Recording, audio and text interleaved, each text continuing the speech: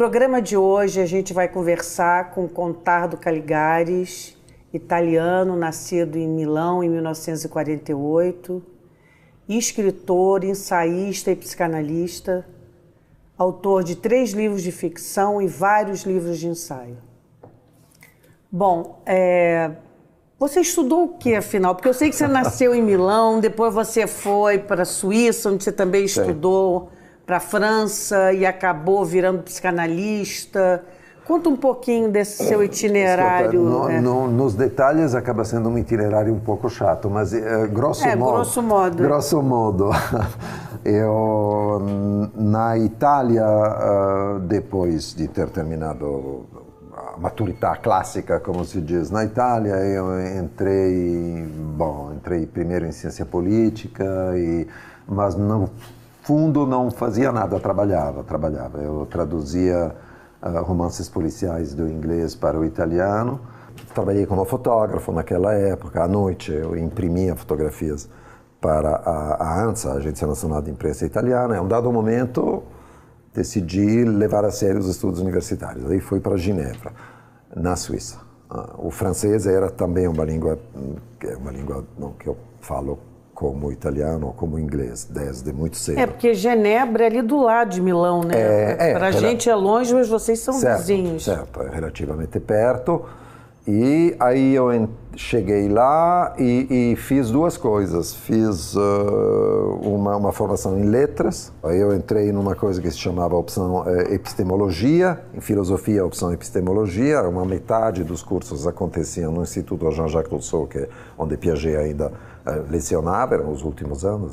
Ele já não dirigia tese nem nada disso, mas lecionava, então foi uma ocasião interessante. Bom, mas aí de Genebra você foi para Paris? Aí foi para Paris me analisar. Aí eu trabalhava em Genebra, era assistente na Faculdade de Letras em Genebra, passava 3 dias... Por que você resolveu se analisar? Onde é que você descobriu que o negócio não era bem psicologia e sim psicanálise? Não tinha nada a ver com aquilo. Eu decidi me analisar porque estava muito mal. Eu ia quase uma vez por semana, ia no pronto-socorro do hospital de Genebra para ter uma injeção de codeína. Eu tinha uma gastrite de origem totalmente nervosa, como se diz. Tremenda, sangrava, era uma pessoa extremamente angustiada. Então, dado momento, eu achei que estava na hora de fazer alguma coisa para isso, além de uma série de outras coisas, mas enfim, essa era uma delas. E finalmente foi para Paris, aí fiz algumas entrevistas preliminares e eu acabei escolhendo um analista parisiense, que era Serge Leclerc. Lacaniano, sim. Mas a sensação era, sobretudo para quem era intelectual, é que as coisas interessantes eram do lado de Lacan. Que é verdade, de alguma forma. Era certamente o que tinha de mais inventivo. A Escola Freudiana de Paris, que era a escola de Lacan, me tornei membro em 75, era um lugar muito especial, um lugar de estudo, um lugar incrível. Lacan fazia 2 coisas, um seminário onde tinha 1.200 pessoas, que era uma vez por semana, e também uma vez por semana, na sexta-feira, ao meio-dia, ele apresentava pacientes psicóticos no Hospital Central. Aí era um grupo restrito, do qual eu fiz parte durante todos os últimos anos, um grupo de 50 pessoas, mais ou menos, que ele admitia para assistir a isso. Fora isso, Lacan naqueles anos fez o seminário dele sobre Joyce. Eu estava inscrito em doutorado sobre Joyce com Jacobert, que era a pessoa... Então, me envolvi com aquilo, fiz um monte de coisas para Lacan, tipo leitura de livros que ele recebia, resumo, para a preparação daquele seminário, daquele ano. Então, eu me relacionei bastante com ele, o acolhi junto com Dragonetti quando ele foi dar uma palestra em Genebra, que ficou famosa, e tive uma excelente relação com Lacan. E ele era um homem interessante? Ele era um homem interessante, fóbico, fóbico sobretudo das... É engraçado isso, era fóbico das despedidas. Então, ele gente ficava numa conversa, tudo maravilhoso, de repente estava na hora, porque a gente tinha saído de um jantar em casa de alguém, chegava na esquina, então estava na hora de se despedir, aí ele te dava a mão e se virava e sumia. Uma coisa teatral, né? Teatral, efetivamente. Eu fiquei em Paris bastante tempo, eu dava seminário em uma série de lugares fora de Paris, sei lá, em Montpellier, em Torino, em Barcelona, em Bruxelas e companhia, mas dava seminário porque comecei a ensinar psicanálise, ensinei psicanálise da Quer dizer, a psicanálise foi uma grande parte, foi muito importante na minha vida. Foi uma coisa assim que você foi se analisar e por causa da sua própria análise é que você resolveu decidi me tornar psicanalista. Isso foi, aliás, um momento foi uma escolha, realmente. Fiquei em Paris atendendo na verdade, até 89, então 15 anos. No começo dos anos 80, 85, em 81 publiquei o meu primeiro livro de psicanálise, as edições do Seuil, que se chamava Hipóteses sobre o Fantasma na Cura Psicanalística. Fantasma é a fantasia, né? Tem essa mania. Para quem não sabe. Não é o fantasma do armário, não. E aí... às vezes. Às vezes pode ser. Pode ser. Mas então me convidaram, como esse livro foi traduzido em castelhano, em português, me convidaram para dar umas palestras na América Latina. E foi assim que eu coloquei pé pela primeira vez no Brasil, especificamente em Porto Alegre, 2 meses mais tarde em São Paulo, e conheci o Brasil. E me convidaram para voltar, gostaram do que eu falava, eu aprendi português bastante rapidamente. Aí, a um dado momento eu casei com uma brasileira, o que não significava nada, porque na verdade para essa brasileira deve ter sido uma tremenda decepção. Ela casou comigo na esperança de ser levada para Paris, claro. Não que eu vir para o Brasil, você imagina. Então... Sem dúvida. Bom, daí você veio para o Brasil e não ficou de vez? Não, demorou a ficar fiquei de vez no sentido que... Porque tinha Nova York também no meio disso. De vez só o Cemitério da Consolação.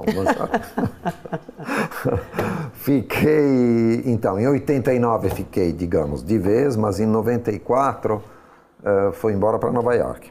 Tinha uma série de propostas, em 95 eu tinha que passar um ano ensinando na Universidade de Berkeley. Sabia disso, tinha um convite da New School em Nova York para ensinar estudos culturais, enfim. E eu estava um pouco cansado dos meios psicanalíticos, esse cansaço permanece. Então fui para Nova York, eu fiquei lá, fiquei atendendo em Nova York, em Boston, aliás. Fiquei lá 10 anos, finalmente era para ficar 2 ou 3, fiquei 10 anos. E em 2004 eu cansei, estava viajando, estava dormindo 24 noites por ano no avião, porque eu continuei voltando para São Paulo uma semana por mês, e aí eu tinha que tomar uma decisão. E, bizarramente, decidi voltar para São Paulo.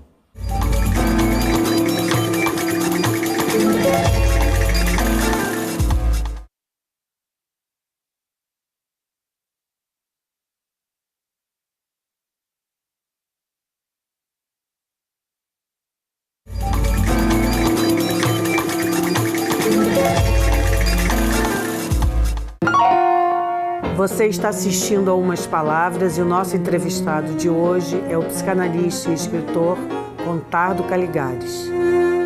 Por enquanto, a gente está vendo que até 2004, os seus livros, o que você publicava, era tudo relativo à psicanálise ou a temas ligados à psicanálise. Quer dizer, como é que foi aqui no Brasil que você foi tomando coragem de se aventurar na ficção? Porque a impressão que dá é que o desejo de ficção é antigo. Certo. Mas a coragem, não sei se a palavra é coragem, mas a entrada no mundo ficcional como autor só se deu bem depois, de 2008. É verdade, foi isso? É uma história muito curiosa. Sim, claro. 2008, o primeiro texto...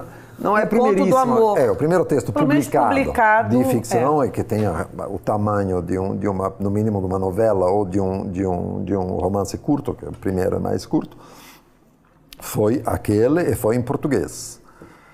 O que é bizarro, porque é a última língua que eu aprendi provavelmente aquela onde eu tenho ainda um sotaque, aliás, é de se perguntar se eu não cultivo esse sotaque. Bom, já que você for com sotaque falando, você precisou escrever, né? Claro, pode ser. Pode ser. Escrever dizer, sem sotaque, com a sua própria... Aí realmente sim. Mas tem mais uma pergunta, que é aquela que você colocou. Eu não tenho resposta, mas o fato é que quando eu fui para os Estados Unidos, uma das ideias que eu tinha era que eu finalmente me dedicaria à ficção. Estando lá, tentaria aquela ideia, né? Eu vou, tô lá, vou ensinar um pouquinho, vou atender menos paciente, que não funciona, claro. Mas, enfim, eu tinha essa ideia e vou escrever ficção. Tenho coisas que eu quero escrever e não rolou, como se diz. Então, e acabou rolando aqui, no Brasil e em português, o que não deixa de ser curioso. Eu não tenho uma resposta muito clara, porque as primeiras... Mas é interessante porque você escreveu no Brasil, mas a sua história está toda na Itália. Quer dizer, a língua foi um veículo, o país foi um ambiente para você voltar para a Itália, lá para a sua história. Sendo que, segundo você mesmo, a primeira parte é toda biográfica, quer dizer, uma história que aconteceu. Então é interessante como você foi pegar em outra língua uma história que é de outra pátria, né? Conta aqui como é que foi essa... Escuta, não sei porque não foi pensado. Um analista amigo meu dizia que quando a gente muda de língua, a gente, de alguma forma, muda de neurose. Não que saia da neurose, isso não tem. Poxa, isso é uma dica maravilhosa, já deve ter gente procurando passagem. Esse seu amigo que sugere que mudando de língua se muda de neurose... Sim. Isso explica porque é tão difícil. É uma esperança para nós todos neuróticos, né? É verdade, mas isso também explica porque é tão difícil aprender uma língua, né? Porque as pessoas... resistem a mudar de neurose. Estão muito felizes com a sua neurose. Tem medo, né, de ser pior, né? Claro. Agora, voltando aqui para o seu primeiro livro, Um Conto de Amor, é interessante porque você foi contar uma história muito íntima, né? Sim. Que é a história da sua despedida com seu pai, o final, onde você foi visitá-lo, ele morreu, e contou uma história que é o mote para esse livro. Certo. Como é que você se sentiu, né? Quer dizer, revelando? Teve função terapêutica para você mexer com isso através da ficção? Não sei, fiquei pensando... Escuta, teve duas funções, uma das quais, sem dúvida, sim, terapêutica. Mas primeiro é que isso eu só consegui fazer quase 10 anos depois da morte dele, não? Então, consegui, não que eu tenha tentado, mas o fato é que não aconteceu antes disso. Então, passou bastante tempo. A segunda é que quando eu escrevi em português, eu não tentei escrever em italiano. Aquele romance foi escrito parte em italiano, parte em português, parte em inglês, e depois uniformizado em português. Mas é engraçado que a gente escuta ele em italiano, porque é tão italiano, tudo acontece na Itália. É verdade, mas não foi escrito em italiano, não sequer uma palavra. Mas interessante, porque a gente vê, escuta, a gente vai para a Itália. Claro, sim, não, tem um lado, dá até vontade. Mas a sua Itália, né? Você precisou de uma mediação, parece que a língua e o Brasil ficaram de mediação. Talvez fosse muito próximo escrever italiano. É bem possível, tanto que meu pai morreu em 94. Não, 95 janeiro. Bom, eu tenho meu irmão que mora ainda hoje em Milão, e na época, claro, morava em Milão. E apesar disso, eu fui para Milão 2 ou 3 vezes para regrar aquelas coisas, papelada, coisas de herança, sei lá o quê, naquela época. E depois disso, eu nunca mais fui à Itália. Coisa que era bizarra, porque eu ia a cada ano quando eles estavam hoje, você falou uma coisa que até hoje não, é assim? Até 2004. Tá. Quando eu comecei a escrever o Conto do Amor, eu primeiro fui para fazer aquela viagem de alguma forma. Para quem não sabe, o seu pai te revelou Sim. E no século XVII ele tinha sido ajudante de um grande pintor da Renascença. Isso. Localizado ali naquela região da Toscana, Siena. Exatamente. E aí, mas falou isso sério, né? Falou isso sério, coisa que era muito bizarra, porque ele era uma pessoa totalmente descrente de qualquer tipo de coisa. Mas era o quê? Uma coisa senil, você acha? Ah, não, acho que não. Acho que ele me relatou... Era um segredo, ele tinha essa sensação de ter pertencido a uma outra época. Não sei, ele tinha tido essa sensação a entrar naquele quiostro específico na Toscana, pintado por esse artista, que é o Sodoma, como se diz em italiano. Sodoma, para nós. O acento é diferente, mas... ele tinha tido a impressão de já ter estado naquele lugar, mas não só já ter estado, mas de conhecer aquilo de uma maneira incrível. Bom, isso quando ele era jovem, quando tinha 20 anos. Então, em algum momento dos anos 30. E a partir disso, essa sensação nunca o tinha deixado, essa sensação de que ele, em alguma vida prévia, tinha estado lá, e mais do que isso, que ele provavelmente tinha sido um dos ajudantes do Sodoma, como se diz em português, naquela empreitada. Isso ele nunca tinha falado antes, aliás, para ninguém, acredito, nem para minha mãe, mas é verdade, ele me contou isso no leito de morte dele, e eu fiquei com isso, sem saber absolutamente o que fazer. O que eu consegui fazer foi 10 anos depois, alugar um carro em Milão e dizer, bom, vou até a Toscana para ver, quero ver esse lugar, quero entrar lá dentro, eu quero refazer Quer dizer, você quer ver essas obras... Claro. Que estavam sob suspeita de terem tido a ajuda do seu pai. Exatamente, por exemplo. Há tantos séculos antes. Então bom, isso é assim que... E o fato é que entre a morte dele e essa viagem, eu nunca fui à Itália durante 10 anos. Então, quer dizer, interessante porque você resolveu desenvolver ficcionalmente essa história. Certo. Aí escrevi... escuta, aí é diferente. Aí escrevi, no fundo escrevi um thriller, história... né? Eu lembrei agora das traduções que você fazia, claro, do inglês para o italiano, né? Porque realmente tem uma coisa de descobrir, ir atrás. Tem uma parte disso, mas eu escrevi a experiência que eu teria gostado de ter naquela viagem, que foi muito prazerosa em si, mas aí eu adorei a ideia de imaginar em que tipo de aventura eu teria gostado de viver. Quer dizer, foi aí que você inventou o seu alter ego, Carlo Antonini, para esse livro. Certo, sim. O que tem de diferente, assim, basicamente? O que é relevantemente diferente entre você e ele? Escuta, eu não sei te dizer, tem muita coisa parecida. Não, parecido a gente vê. Eu queria saber o que seria diferente. Não sei, não sei, porque tem algumas aventuras que efetivamente eu sou mais físico do que ele, curiosamente. Não parece, mas tudo bem, se você diz, você é dono físico. Das duas pontas. Não é, porque eu tenho lados mais, lados Bs, assim, que ele não ainda tem, não ou mostrou. pelo menos que não mostrou, não apareceram, mas então eu posso sempre lhe atribuir, eventualmente. Mas isso que é bom. Não, eu digo, o que já apareceu não teve nada radicalmente diferente. Ele, por enquanto, é um alter ego, assim, bem espelhado em você. Não, é verdade. Isso no segundo livro também.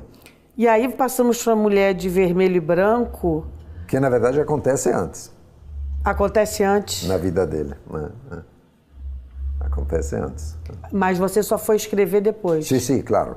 Não, mas acontece antes. Quer dizer, na verdade, eu acho que esse aqui é um momento íntimo do Carlo Antonini, mas aqui envolve a profissão, o ofício, o trabalho. É mais ousado, porque mostra como o Carlo Antonini, enquanto psicanalista, pensa o paciente, pensa o que acontece com o paciente, quer dizer, eu imagino que deve ter, inclusive, tido mais efeito com os seus próprios pacientes. Sim, talvez sim, embora não, porque os pacientes sabem o que eles mais gostam em saber de coisas não sobre eles mesmos, é sobre o analista. Então, tudo que toca na sua vida mais íntima. Então, com todo o amor, é perfeita isso.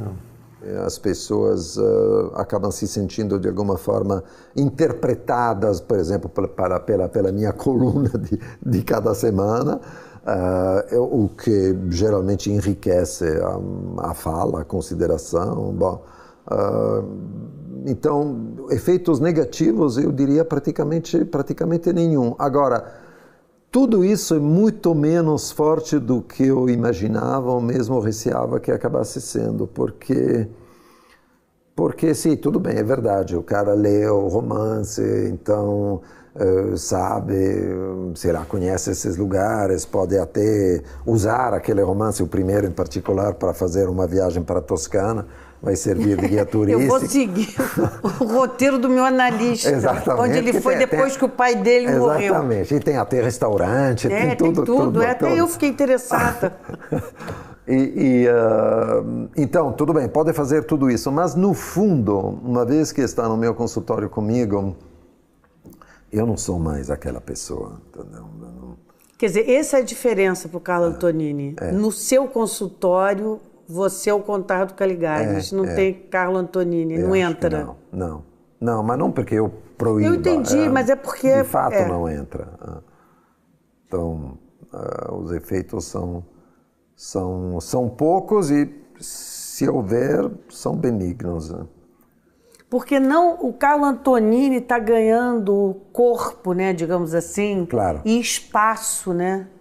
Porque agora ele virou série, né? Ou ele virou protagonista da série Psi. Certo. Já teve a primeira temporada, está sendo filmada a segunda, já está encomendada a terceira, já está passando em outros países, a HBO está investindo.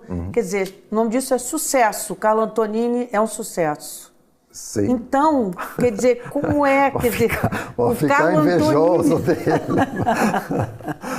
É verdade. Claro. Quer dizer, o Carlo Antonini está... Então, mas os autores matam, né? É por isso que, por exemplo, Conan Doyle matou Sherlock Holmes a um dado momento, porque dá uma puta raiva, né? Todo mundo só quer saber do Carlo Antonini, né? Que Carlo Antonini. Mas o Carlo Antonini tem aventuras enquanto psicanalista, bizarras de todo tipo, mas também fala dos pacientes. O tempo todo ele está falando de pacientes. Sim. Está discutindo isso lá com a colega dele de consultório. Então, também é uma maneira de trazer o mundo da psicanálise, do tratamento psicanalítico para o mundo pop, cult, todo mundo pode falar, ver, assistir. Claro. Né? E de uma maneira onde o terapeuta está muito mais exposto, que, por exemplo, no In Therapy, que é aquele outro seriado... Certo. O analista está muito mais resguardado, né? O problema é dos pacientes, você reparou nisso? Em Therapy, quem está doente, problemático... E é um seriado de consultório, né? Enquanto o Psi, não, é um seriado de rua, né? Mas a rua, quem está na rua é o analista. Claro, certo, mas ele sai. Ele sai, mas eu digo, ele se expõe muito mais. Sim, não tem dúvida. Ele, neutralidade zero, o que ele pensa, o que ele acha, quem ele namora, onde ele vai, está tudo ali, né? Quer dizer, um psicanalista de carne e osso, coisa que não se vê muito, né? É verdade. Mas, às vezes, eu acho um pouco curioso, porque, por exemplo, os casos, inclusive os casos do romance A Mulher de Vermelho e Branco, assim como os numerosos casos, porque no seriado tem esse negócio, que você escreve um caso por episódio, então começam a somar. Mas os casos parecem tão diferentes, mas eles realmente fazem parte. Se você se envolve na sua clínica, a clínica é uma escola de diversidade absolutamente incrível. Aliás, em relação à minha experiência clínica e de vida, Em geral, por exemplo, quando você chega, você conhece isso muito bem, a gente chega no começo de uma temporada com uma série de propostas de pequenas sinopses básicas, né? E aí vai lá, fala com os produtores, seria essa lista, sempre tem um pouco mais do que precisa, aí vamos tirar essa. Em geral, o mais engraçado é que as que os produtores recusam ou pelo menos aconselham tirar, dizendo não, porque isso aqui ninguém vai acreditar, são os únicos que são realmente verdadeiros. Então, que é uma coisa muito antiga, né? Aristóteles dizia que o que importa é ser verossímil, não ser verdadeiro, né? Porque, claro, se for tem que verdadeiro... parecer verdade, não pode ser verdade ou não, verdade, tem que parecer. É claro. Contardo, queria te agradecer. Estou quase igual o Lacan, fóbica. Contardo, muito obrigada. Foi muito legal conversar com você. Obrigadíssimo. Bom, obrigado, meu.